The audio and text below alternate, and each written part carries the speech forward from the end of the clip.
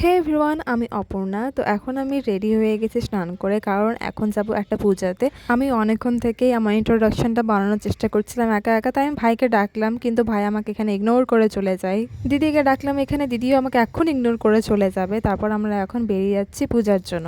আমার এই ব্লগটা অনেক পুরনো, মানে এর আগের বারে বিপত্তারিণী পূজার ব্লগ, আর আমি এটা এখন আপলোড করছি কারণ আমার হাতে কোনো উপায় নেই। এখন আমি এই ব্লগটা ডিলিট করতে পারবো না, কারণ আমি আগে থেকে এডিট করে গোটা একটা ব্লগ বানিয়ে রেখেছিলাম, শুধু ভয়েস ওভারটা দেওয়া ছিল না। এত কষ্ট করে ব্লগ বানিয়ে এডিট করে রেখেছিলাম, তাই আমি ডিলিট করতে পারলাম না। আমি আপলোড করে দিচ্ছি এটা। আর আমার অনেক ব্লগ আপলোড হয়নি এখনো, আর সব এখন আমাকে আপলোড করতে হবে, কারণ আমার ল্যাপটপ পুরো রেড হয়ে গেছে, মেমোরি মানে আর জায়গা নেই ওখানে রাখার। তো আমাকে সব আপলোড করে খালি করতেই হবে।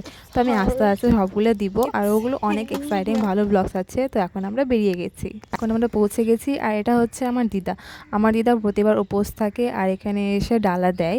তো এখন আমি এসে দিদাকে হেল্প করছি। দিদা আমাকে সুতো বাঁধতে বলছে, আর বিপত্তারিণী পুজোতে এই সুতোটা লাগে, সবাই তোমরা জানো।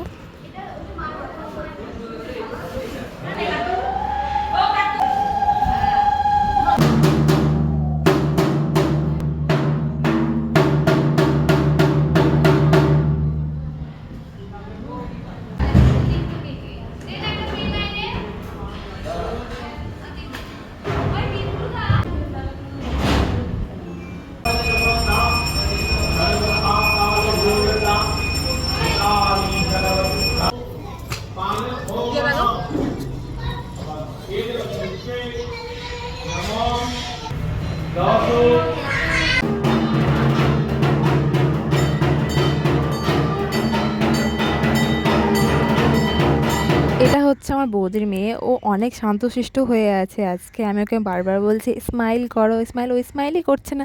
তারপর আমি ওকে জিজ্ঞেস করলাম, মা কি বকেছে তোমাকে? তারপর বলে যে না, বকেনি, ও এমনিই আজকে চুপচাপ শান্তশিষ্ট হয়ে আছে, কথাই বলছে না।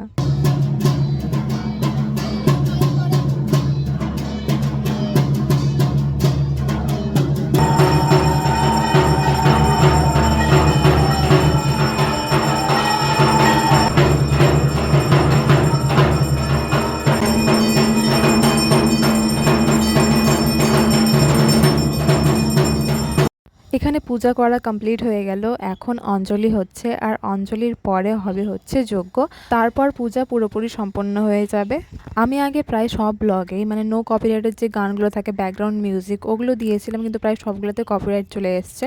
তাই আমি এখন পরের যে ব্লগগুলো আসবে আমি ব্যাকগ্রাউন্ড মিউজিক ছাড়াই দিব। আমি চেষ্টা করব রাখার, নর্মাল যেটা সাউন্ড আছে সেটাই থাকবে, এরকমই আমি চেষ্টা করব। তো এখন পূজা কমপ্লিট হয়ে এখন আমরা সবাই যজ্ঞের টিকা নিচ্ছি।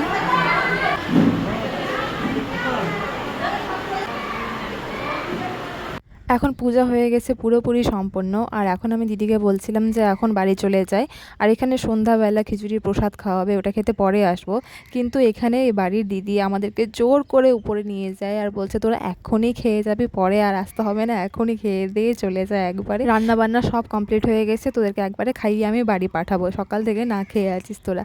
আর এখানে এটা হচ্ছে রিও, এদের বাড়ির কুকুর আর বাচ্চা প্রেমিক। আমার ভাইকে দেখে ওর পিছু ছাড়ছেই না। আমার ভাই ভয়ে একেবারে একাকার হয়ে ও নিচে চলে গেছিল, বাড়ি চলে যাবে পারলে। ও গেল ভাই,